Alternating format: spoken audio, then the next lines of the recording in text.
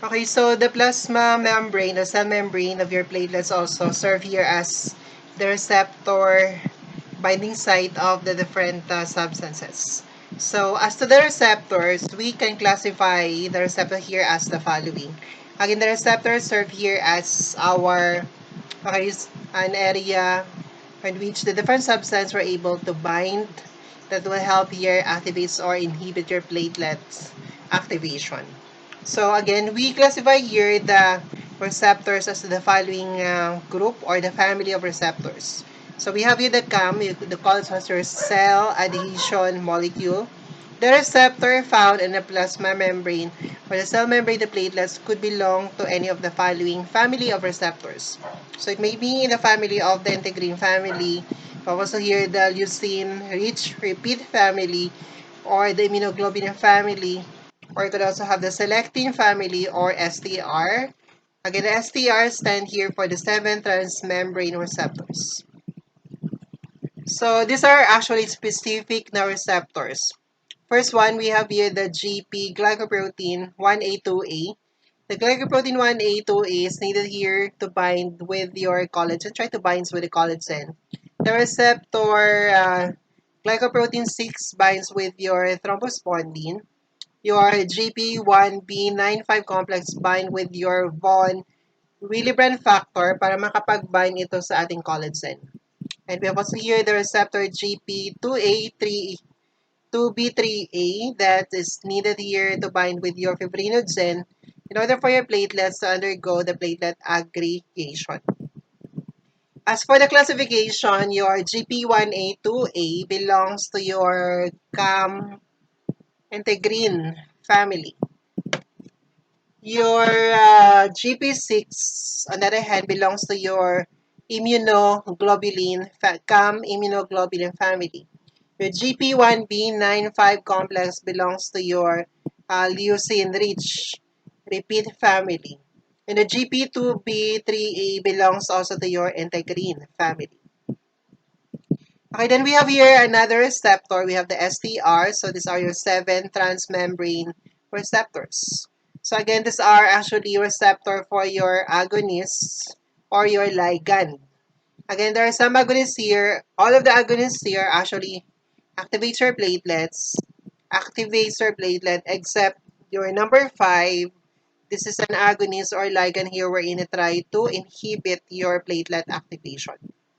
So mga ito, dito na part are actually your agonists or your ligand. Ito yung mga dito na part are the receptors na makikita sa platelet membrane natin. For example, we have your thrombin. Our name for that is your TRAP. TRAP here stands for your thrombin-related activation peptide. So, thrombin pa din siya. Again, this one, your agonist of thrombin able to bind with your platelets by binding to the PAR1, PAR4 receptor found in your platelets. Your ADP na agonist able to bind with your platelet by binding to the receptor P2Y1, P2Y12. Phenephrine na agonist able to bind through your platelets by binding to the alpha-2 adrenergic receptor. And we have your thromboxane A2. Again, this one able to bind with your platelets by binding to the TP-alpha and TP-beta receptor. Your prostacyclin, again, this is the only one which try to inhibit your platelets activation. Hindi magkakaroon ng platelet activation if ito magbabind sa kanyang receptor in your platelet membrane through the IP receptor. Okay, so this one are the STR. Itong mga ito, PAR1, PAR4, mga ganito, dito na side are all your STR receptor. And these are found in all your platelet membrane. Ito naman ay mga substance or agonist na pwedeng mag-bind sa ating platelet membrane by binding through their STR receptor. Okay, then we have here the receptors here belonging to your CAM, immunoglobulin family. So we have your ICAMs, which are involved in the inflammation and immune reaction. So kindly refer to your PowerPoint for this. So we have your PECAM, which try to mediate here the binding of your platelets to your WBC in your endothelial cell. Your FC gamma Okay, that's your FC gamma 2A. Okay, which are involved here in the heparin-induced thrombocytopenia. So they serve here as a receptor for the binding of your heparin. That is heparin with your binding with your platelets that will try to interfere the thrombocytopenia or decrease platelet production. Then we have your P-selectin, which try to code here your WBC and platelets, allows the binding of your platelets and your WBC to your endothelial cell. For the next part here of your platelets, we have here the surface connected canalicular system.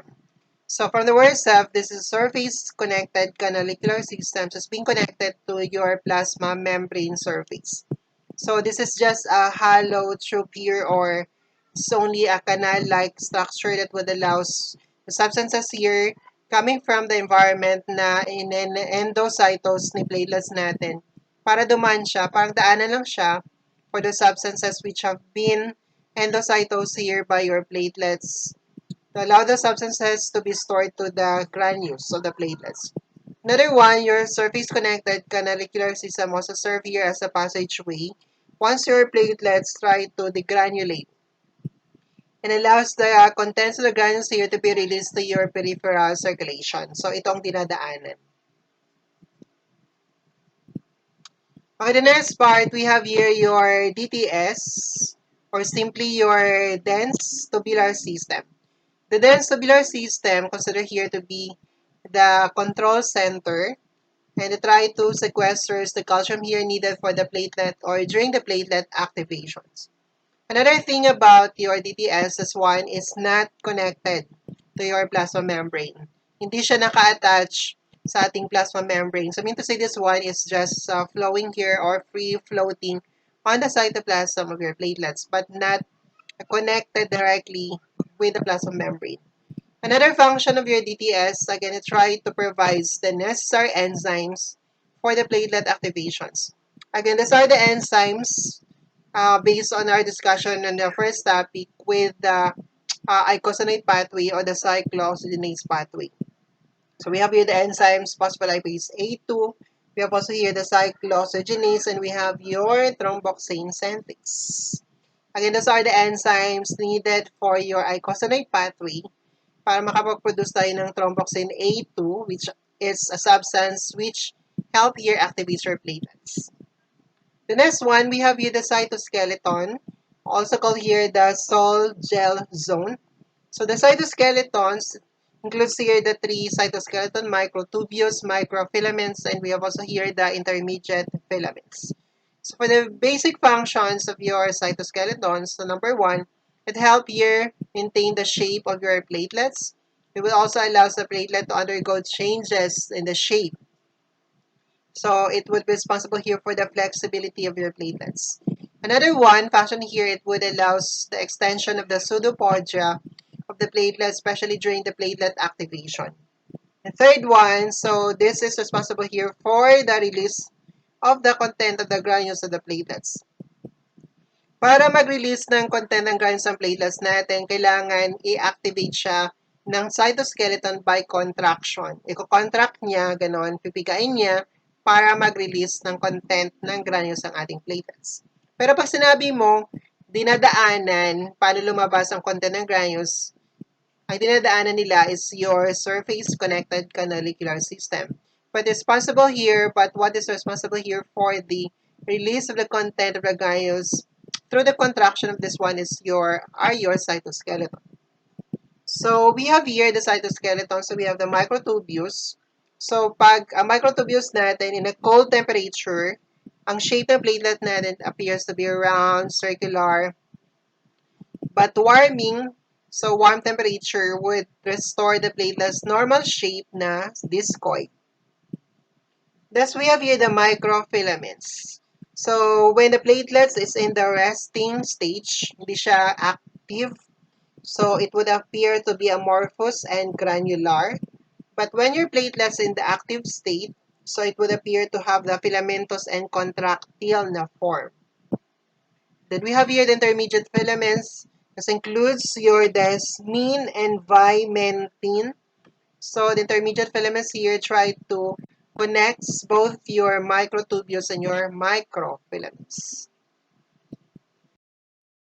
Okay, now we go to your platelet granules. So other name for that is your organelle zone.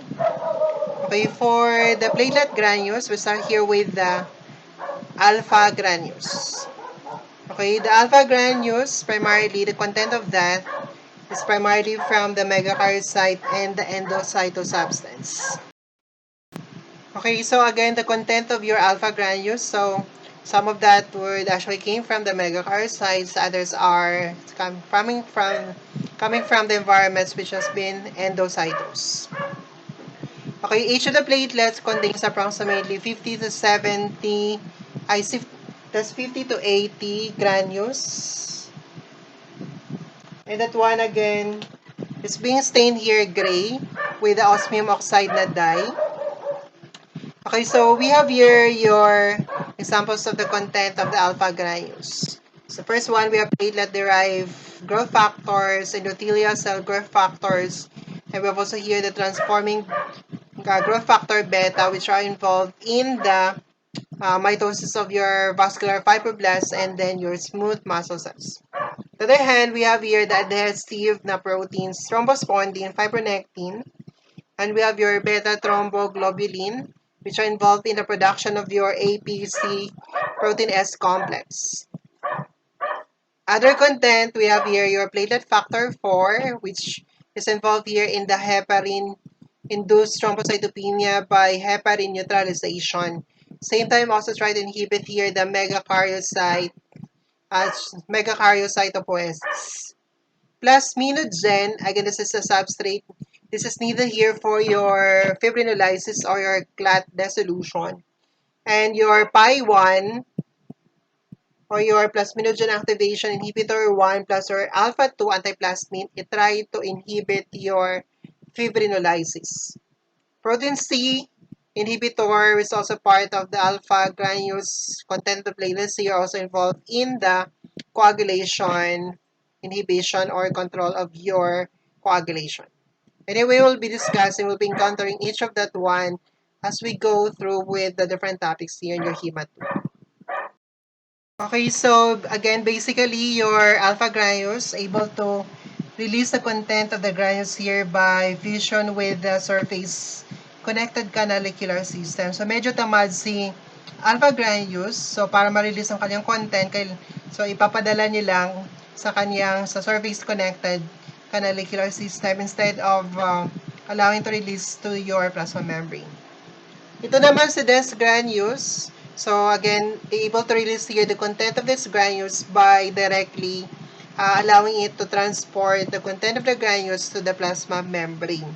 So medyo okay si dense granules. I mean, hindi siya ganun katamad compared with your alpha granules. For the dense granules, there are approximately 2 to 7 granules per platelets. It's stained black with the osmium oxide. We'll try to stain that one. The following here are the contents of the granules of your dense granules. First one, we have the calcium and magnesium. So these are divalent na ions. Again, those are needed for your coagulation factor activations.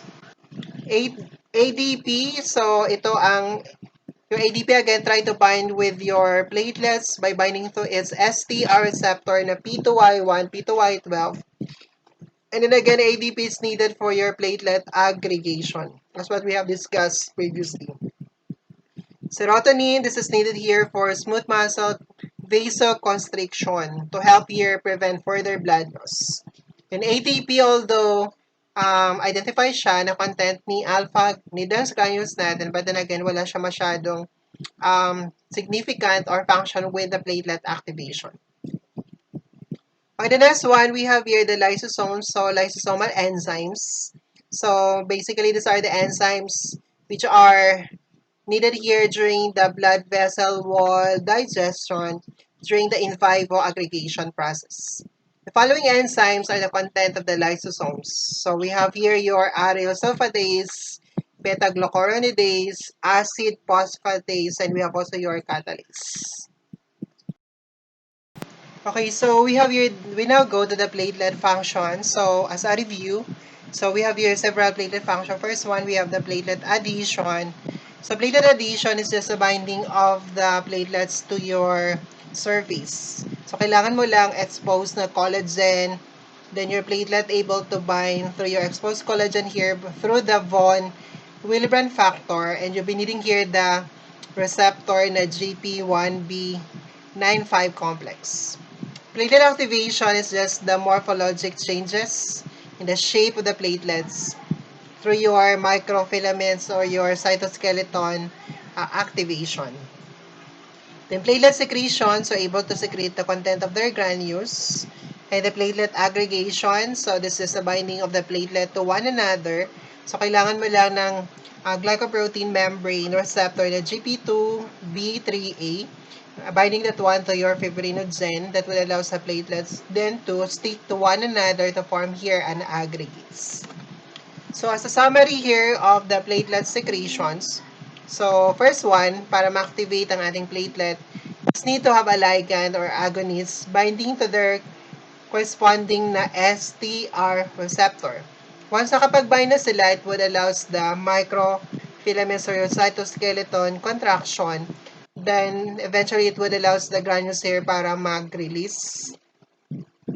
Once it starts to release the content of the granules here, so remember, like in the dense granules, you are needing, you're having the calcium magnesium that will help here activates your coagulation factors naman, which are your secondary hemostasis.